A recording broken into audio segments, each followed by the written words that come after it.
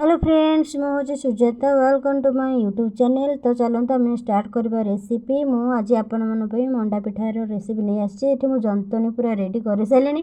Fast ये कही रखुची ये हूँ सुजी मंडा। गोटे ग्लास सुजी रे 2 ग्लास पानी नहीं पानी हल्का उषम है से अल्प लुण और चीनी पकईकि जंतुणी मु रेडी कर देखो मु जंतुणी भी रेडी कर सारे।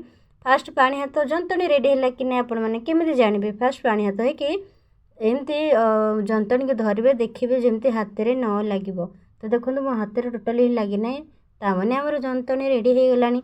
तो से मुझे गोटे बड़ साइज नड़िया रखी कोरिकी। तो ताकू आम एथर पूर माने रेडी करदे पूर करवा जेहेतु मंडा पिठा आम तैयारी करा से पूर दबा। तो ये मु पूर प्रस्तुत करी से मुझे चीनी देची आउ गोलमरिच गुंड ये पकाऊँगी। तो आपण मैंने गोलमरिच गुंड पकईकि चीनी देकी गुजराती गुंड पकईकि आपण मैंने जंतुणी रेडी करें। मुझे तो गोलमरिच गुजराती गुंड ही दूची।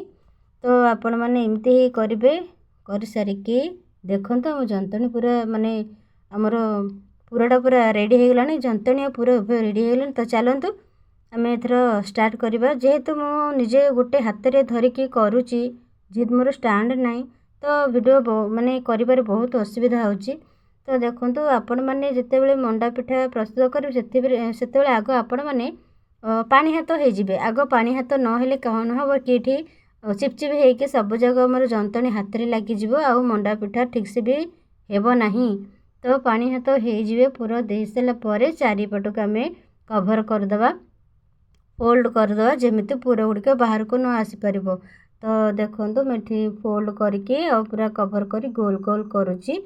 तो फ्रेंड्स जेहेतु मुझे अल्प ही मंडा पिठा नहीं माने तैयारी करुच्ची तो ये मु कड़े ही करुच्ची कड़े ही करी। तो आपण मैंने ना कौन करें आपड़ जब अधिक मंडा पिठा तैयारी कर कौन करेंगे ना आमर इटिली छांच जो अच्छी आम जो थे इटिली पिठा बनाऊे से इटिली छांच आनिबे।